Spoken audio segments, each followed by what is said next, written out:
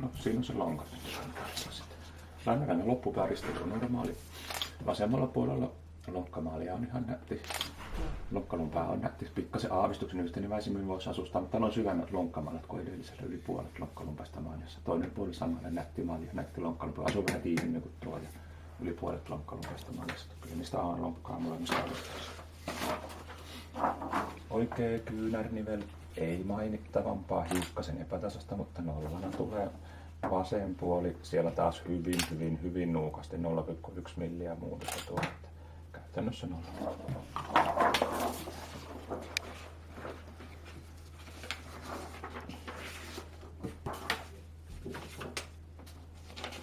Täällä kuorissa on sitten myös lonkkakuvia. Ne on semmosia, mitkä ylimääräisiä. Kaularanka normaalia. Kaularangan rintarangan alku normaalia.